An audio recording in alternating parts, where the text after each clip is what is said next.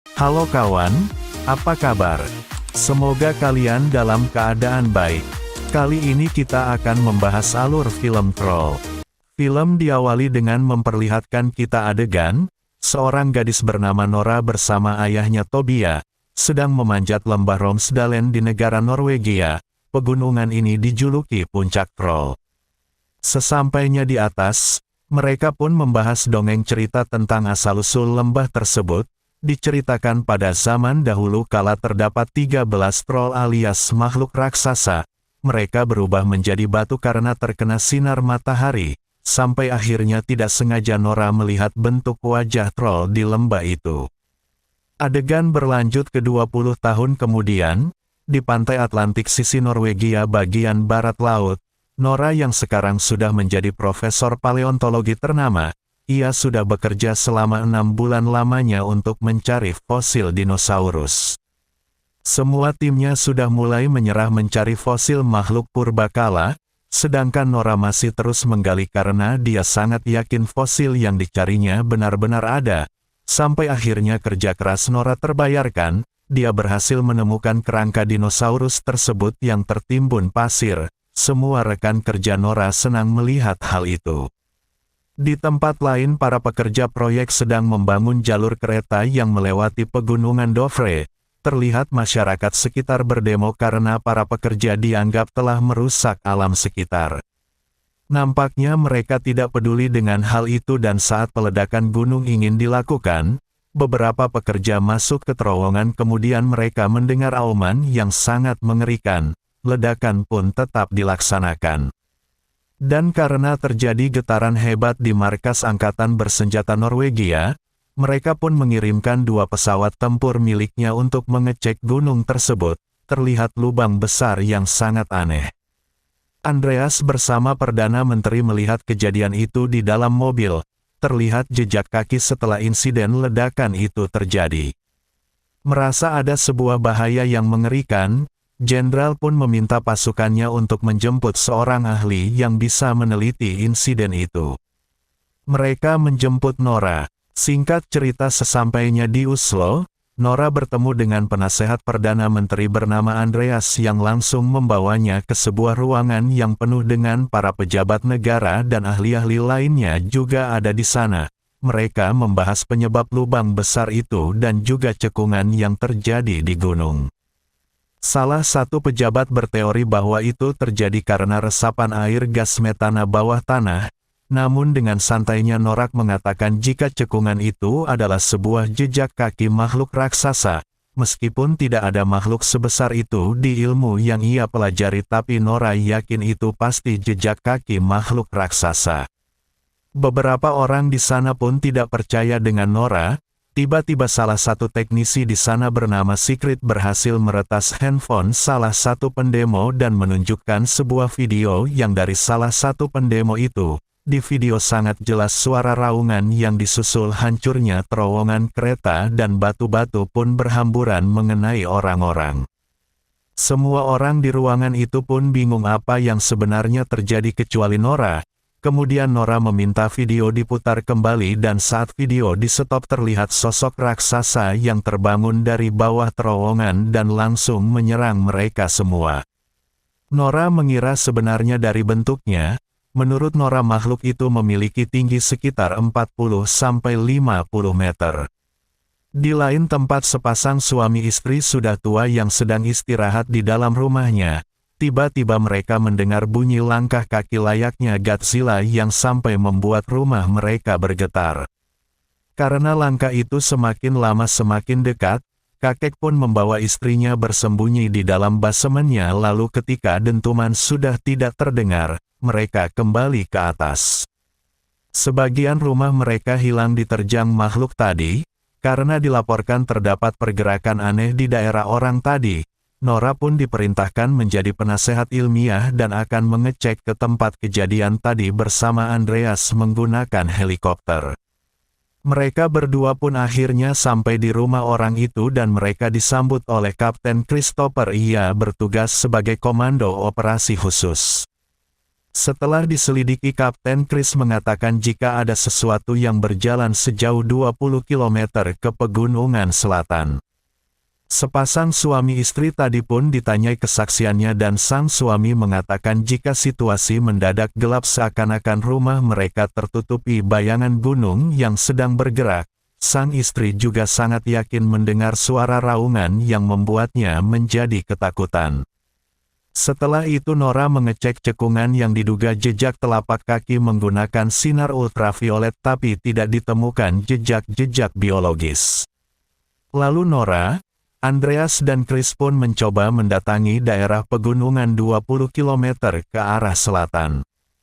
Karena jejak terakhir berhenti di sana dengan teknologi pemindai termal, Kapten Chris tidak menemukan tanda-tanda kehidupan dan Nora pun berkesimpulan bisa jadi makhluk itu berkamuflase karena dengan sosok raksasanya tidak mungkin makhluk itu hilang begitu saja. Lalu Nora pun minta diantarkan menuju tempat tinggal ayahnya bernama Tobias. Diyakini ayah Nora adalah profesor yang terlalu pintar. Di dalam gubuknya terpasang banyak gambar-gambar makhluk troll dan juga beberapa artikel seperti berhentinya pembangunan jalur kereta saat Perang Dunia Kedua yang mana karena Nazi melihat sesuatu itu di gunung. Namun Nazi merahasiakan hal itu sampai saat ini. Setelah diperlihatkan video kejadian aneh hari itu, Tobias pun semakin yakin jika makhluk itu adalah troll di mana menurutnya 1000 tahun lalu mereka berkeliaran di Norwegia. Jelas Nora pun meminta ayahnya untuk berpikir logis dan tidak mengaitkan dengan fantasi dongeng buatannya. Karena jika troll memang hidup 1000 tahun yang lalu tentunya mereka sudah menemukan fosil-fosil troll. Tobias mengatakan jika cerita rakyat, mitos ataupun karya seni tentang troll dibuat untuk menutupi kebenaran sosoknya, maka dari itu kali ini Tobias akan membuktikan jika apa yang ditelitinya memang benar-benar nyata. Mereka pun akhirnya kembali ke titik jejak terakhir, terlihat sampai akhirnya Tobias melihat bebatuan di bawah dan minta helikopter segera turun di sana. Di bebatuan itu Tobias pun mengeceknya dengan cara menginjak-injak, menciumi dan memakan rumput-rumputannya. Sedangkan Nora mengatakan ke Andreas dan Chris jika ayahnya memang semangat dalam hal ini, bahkan sampai membuatnya kehilangan pekerjaannya. Nora pun meminta ayahnya untuk berhenti berfantasi, namun menurut Tobias troll bukanlah sebuah fantasi karena mereka terbuat dari tanah dan batu yang sulit untuk dilacak. Lalu ketika cuaca di sana mulai mendung, tiba-tiba dari belakang muncul makhluk itu dan dengan cepat mereka segera pergi dari sana. Betapa mengerikannya troll yang ternyata selama ini benar-benar ada. Hal itu disiarkan juga di markas.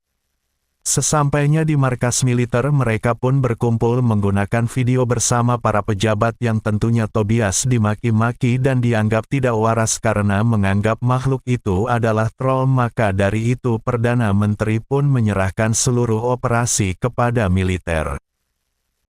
Nora pun memohon kepada Chris agar diizinkan pergi ke lokasi troll untuk pengamatan lebih lanjut. Untungnya Chris masih berbaik hati. Ia mengizinkan mereka untuk ke lokasi. Mereka langsung menuju lokasi keberadaan troll terakhir. Tank dan kendaraan bersenjata lainnya menyebar ke posisi masing-masing dan dengan menggunakan drone para pejabat yang ada di markas juga menyaksikan hal itu. Para tentara juga sudah dibekali bazooka sambil menunggu kemunculan troll. Tobias pun mengajak ngobrol putri tercintanya karena beberapa tahun terakhir mereka sempat marahan setelah Tobias keluar dari penjara. Nora pun teringat petualangan mereka dahulu dan juga kematian ibunya saat dia berumur 10 tahun. Mereka pun kembali akrab dan tak lama kemudian troll muncul berjalan mendekat ke arah pasukan. Saat itu juga jenderal pun memerintahkan pasukannya untuk menyerang troll menggunakan bazooka serta tank. Tembakan itu tentunya tidak berpengaruh karena troll terbuat dari batu dan tanah. Troll yang sangat marah pun berusaha mengejar dan Chris meminta pasukan tank menembakinya, namun itu juga sia-sia. Dengan beraninya Tobias berusaha mengajak troll berbicara dan ternyata cara itu bisa menenangkannya, tapi tiba-tiba salah satu tank menembak dari jauh yang langsung membuat troll sangat marah dan tanpa sengaja buntut troll mengenai Tobias. Untungnya troll pun pergi dari sana dan Tobias yang sudah sekarat. Sebelum meninggal Tobias sempat mengucapkan beberapa kalimat ke putrinya yaitu istana, raja, dan rumah. Nora yang masih galau pun kepikiran kata-kata ayahnya yaitu istana kerajaan sampai-sampai dia ketiduran di sebuah ruangan. Lalu keesokan paginya Chris pun mengabarkan bahwa troll terlacak berhenti di sebuah lembah dan serangan udara akan segera diluncurkan, meskipun dongeng mengatakan jika troll tidak tahan matahari, tapi ternyata itu salah besar, karena jelas-jelas mereka melihat troll terbangun di siang hari. Setelah mengecek-ngecek buku catatan ayahnya, Nora menemukan sebuah foto gereja dengan batu besar di depannya. Melihat itu Nora pun langsung melapor ke para pejabat bahwa kemungkinan troll tidak bisa mendengar suara lonceng karena mitos kuno mengatakan bahwa troll pernah melempar batu ke arah gereja. Salah satu pejabat tidak yakin dengan rencana Nora, karena omongan orang semakin tidak masuk akal, namun Kapten Chris membantu Nora, karena sebelumnya terbukti troll kebal dengan senjata-senjata modern sekalipun. Tak lama kemudian Sigrid melacak troll yang terus berjalan ke tenggara, di mana sebentar lagi dia akan sampai ke sebuah tempat wisata di daerah Lillehammer. Sementara itu para warga yang sedang bersenang-senang di sana, mendadak panik karena terjadi getaran dan orang-orang lari karena melihat troll. Dari kejauhan terlihat 4 helikopter yang mendekat dengan membawa lonceng. Mereka pun terus mengelilingi troll sambil membunyikan lonceng. Dan ternyata benar cara itu berhasil. Troll merasa terganggu dengan suara itu, namun dia masih bisa melawan balik. Helikopter pun dihancurkan dan ketika salah satu helikopter akan menimpa seorang anak kecil, anehnya troll membantu menyelamatkan anak kecil itu. Tersisa satu helikopter yang ditumpangi oleh Nora, Andreas, dan Chris yang langsung menjauh dari sana. Berita keberadaan makhluk raksasa mengerikan pun tersebar ke seluruh dunia dan masyarakat mulai khawatir karena troll terus berjalan menuju ke ibu kota Norwegia yakni Oslo. Setelah itu Nora pun melapor ke Bu Menteri jika suara lonceng berdampak kepada troll, namun karena ancaman semakin dekat Perdana Menteri pun akan mengerahkan seluruh kekuatan tempur untuk melawan troll. Meskipun Nora menjelaskan bahwa mereka harus mencari tahu apa yang diinginkan troll dan kenapa dia terus berjalan tanpa arah. Tapi keputusan Bu Menteri sudah bulat untuk tetap menyerang troll secara langsung. Nora pun akhirnya diberhentikan dari misi tersebut dan Chris meminta maaf karena dia tidak bisa membantunya. Sementara itu Andreas juga mengundurkan diri dari pekerjaannya. Karena sebagai penasehat dia sudah tidak dihargai lagi di ruangan itu. Sekarang Andreas berhenti bertugas menjadi penasihat Perdana Menteri dan ia akan membantu Nora dalam hal ini. Setelah melakukan meeting dengan pejabat, Perdana Menteri pun mengumumkan ke seluruh rakyatnya bahwa warga Oslo akan dievakuasi karena makhluk raksasa yang tidak diketahui jenisnya. Untuk itu pemerintah mengerahkan angkatan bersenjata dan ilmuwan terbaik untuk mengatasi situasi tersebut. Dengan tegas Bu Menteri menyatakan keadaan darurat dan meminta masyarakat Norwegia untuk saling melindungi satu sama lain. Di lain sisi Andreas dan Nora masih terjebak macet di jalanan. Nora pun terus membaca buku ayahnya yang di salah satu halaman tertulis Sinding alias penjaga gerbang.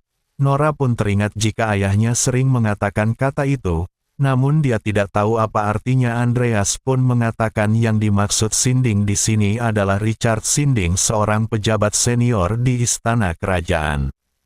Nora menyadari bahwa ucapan Tobias sebelum wafat yaitu istana, raja, rumah.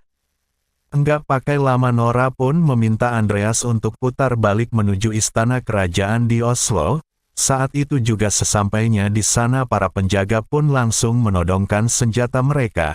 Karena mereka berdua memaksa masuk, untungnya Pak Sinding datang ke gerbang dan ketika dia melihat Nora, mereka pun langsung dipersilahkan masuk. Diyakini Sinding mengenal baik Tobias sejak dulu kala, tapi dia terpaksa harus dipenjarakan karena hampir mengungkap fakta tempat para troll. Nora dan Andreas pun dibawa ke tempat tersembunyi di bawah tanah. Ternyata di bawah istana kerajaan Norwegia dibangun kerajaan lain, yaitu kerajaan Norwegia bernama Saint Olaf, membinasakan kaum troll saat kristenisasi Norwegia, karena dianggap tidak sesuai dengan keyakinan baru tersebut. Namun ada satu anak troll yang diselamatkan dan sengaja dipenjara ke dalam Gunung Dovre. Namun ternyata troll itu masih hidup sampai sekarang.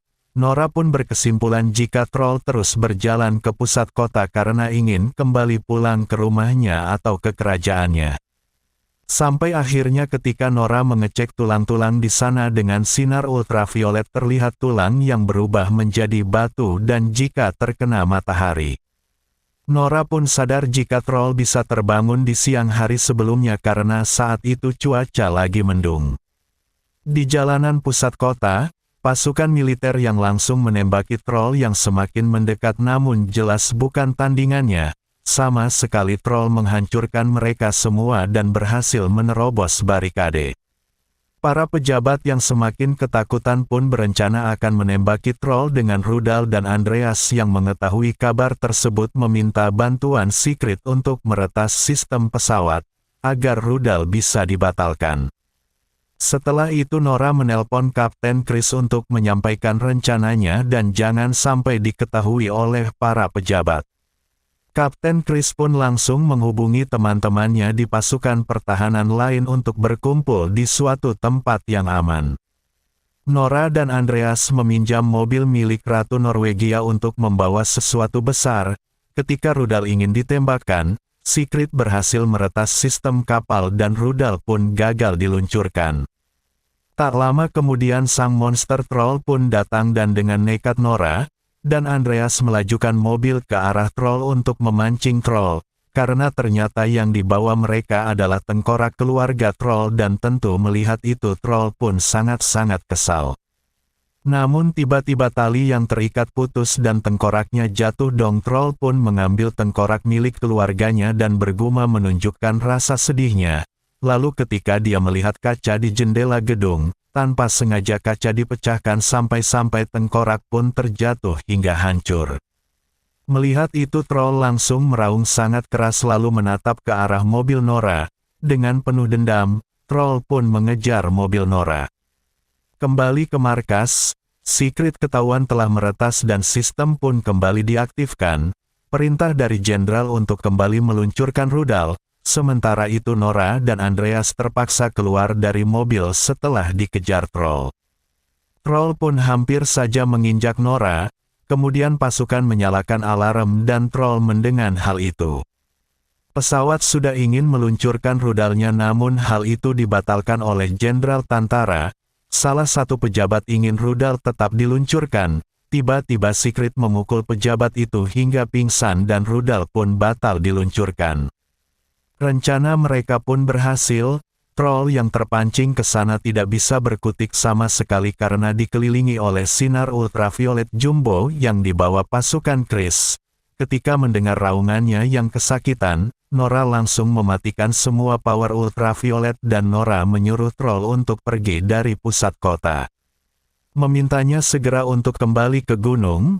Troll sebenarnya terlalu tidak pernah menyerang umat manusia dan justru manusialah yang menjadi ancaman baginya. Troll yang tahu telah diselamatkan Nora pun hanya terdiam, seolah-olah mengerti kebaikan hati Nora. Namun sayangnya matahari pun mulai terbit yang akhirnya menyinari seluruh badan troll hingga dia berubah menjadi batu. Meski merasa terpukul dengan kematian troll, tapi bagaimanapun Nora harus mengikhlaskannya demi kebaikan seluruh umat manusia. Tak lama kemudian Perdana Menteri dan pejabat lainnya pun datang ke lokasi untuk mengucapkan selamat dan berterima kasih atas perjuangan Nora. Andreas bertanya kepada Nora apakah mungkin ada troll lain yang masih hidup, bersembunyi di dalam goa, dan Nora pun hanya terdiam. Di akhir film, kita mengingat bahwa ada lubang besar di mana tempat keluarnya troll ketika ledakan di pegunungan Dovre. Ternyata di dalam pegunungan Dovre tersebut masih menyimpan rahasia tersembunyi mengenai jenis troll lainnya yang belum diketahui banyak orang. Kemudian troll mengeluarkan suara raungannya. Kali ini suara itu terdengar lebih mencekam. Film pun selesai. So kawan, gimana ceritanya? Pasti seru kan? Itulah cerita dari film Troll. Sampai bertemu di video selanjutnya. Bye-bye.